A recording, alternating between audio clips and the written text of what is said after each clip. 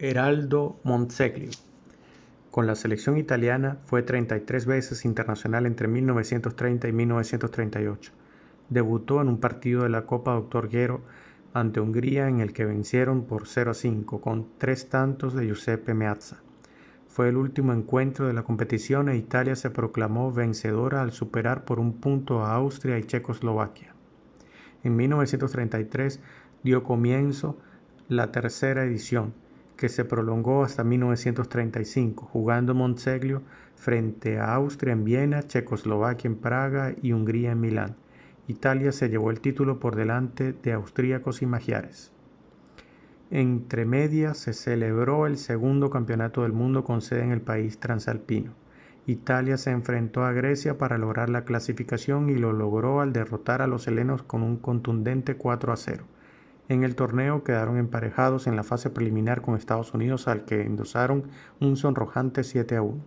En cuartos se vieron las caras con la selección española, que contaba en sus filas con enormes jugadores como Zamora, Quincoces, Regueiro, Gorostiza o Lángara. Monseglio, que no jugó ante los americanos, esta vez sí formó parte de la alineación titular en un choque que es conocido como la Batalla de Florencia. Al final de los 90 minutos, el resultado fue 1-1. Hubo que disputarse una prórroga que no cambió para nada el marcador. El juego, duro e incluso violento, fue una constante y varios de los protagonistas sufrieron percances.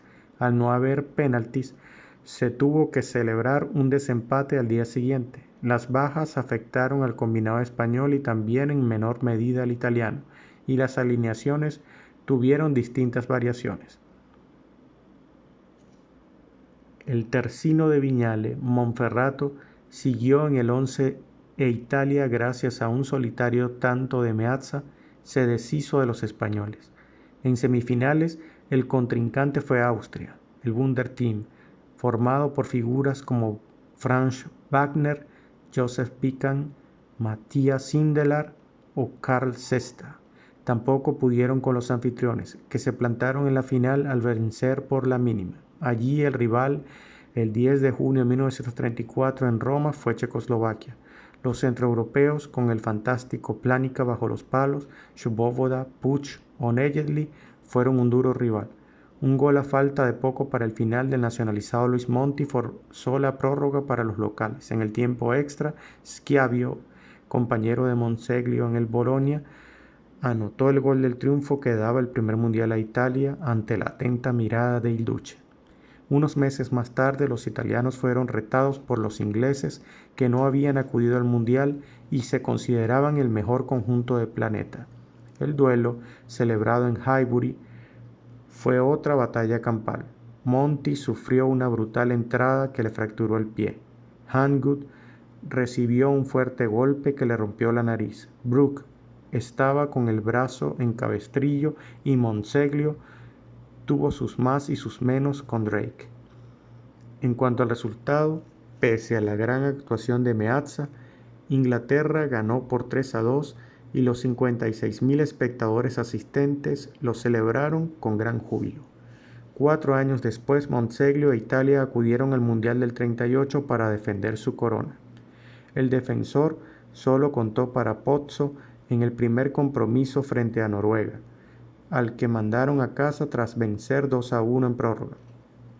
Esa fue la última vez que Monseglio vistió la camiseta azul del cuadro italiano, y desde el banquillo presenció cómo Italia conquistaba de nuevo el campeonato. En cuartos eliminaron a Francia, la anfitriona, por 3-1.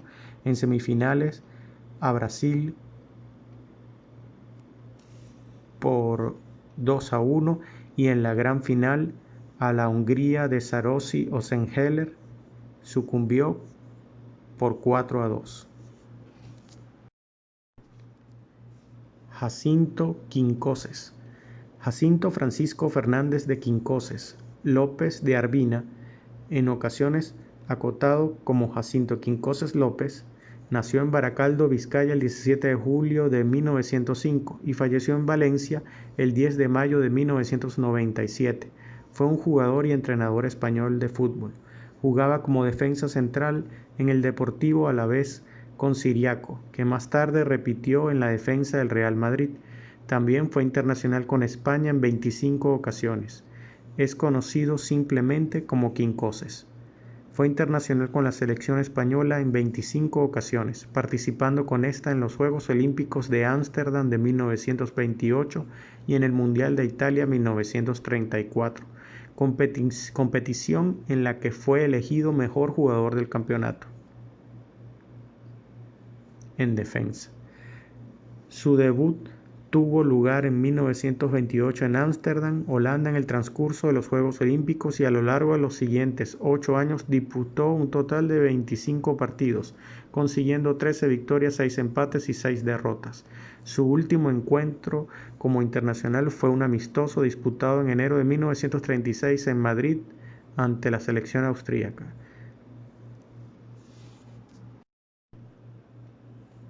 Józef Sztirocki, nacido el 30 de septiembre de 1906 en Śmieszów y fallecido el 11 de enero de 1985, era un jugador de fútbol checo. Jugó para el equipo nacional de Checoslovaquia 42 partidos y participó en la Copa Mundial de la FIFA de 1934, donde jugó los 4 partidos de la selección. Ferdinand Tauchik, en ocasiones españolizado como Fernando Daučík, fue un futbolista y entrenador de fútbol checoslovaco. Nació en la localidad de Žačí, hoy situada en Eslovaquia, pero en aquel momento perteneciente al Imperio Austrohúngaro, el 30 de mayo de 1910, y falleció en la localidad española de Alcalá de Henares, Madrid, el 14 de noviembre de 1986. Desarrolló una amplia trayectoria deportiva en la que destacó especialmente en su faceta como entrenador, que desarrolló con éxito sobre todo en España, donde ganó un total de 12 títulos. Como jugador llegó a ser internacional tanto con Checoslovaquia como con Eslovaquia. 3 de sus hijos fueron también futbolistas. Inició su carrera en Eslovaquia desde 1918 y una vez extinguido el Imperio Austrohúngaro tras la Primera Guerra Mundial, se había unido a la República Checa formando Checoslovaquia. Tras formarse en equipos de base como el Slovan Žačí y el Mallorca Komárno, en 1928 se incorporó al SK Bratislava, hoy Slovan Bratislava, club en el que permaneció 5 temporadas. En 1933 fichó por el SK Slavia Praga, club en el que jugó durante 9 temporadas y en el que en 1942 finalizó su carrera como futbolista. Durante sus años como jugador defendió en 15 ocasiones la selección de Checoslovaquia, con la que participó en 2 mundiales, el del 34 y el del 38. En 1942 y durante un breve periodo en el que Eslovaquia fue independiente, también defendió la camiseta de esa selección en una ocasión.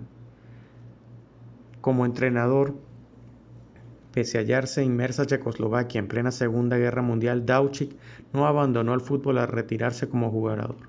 En 1942 retorna al Slovan Bratislava, al que entrena durante 4 temporadas, compaginando las 2 primeras con su labor de seleccionador eslovaco, un cargo que en cierto modo repetirá en 1948, año en el que dirigen a la selección de Checoslovaquia.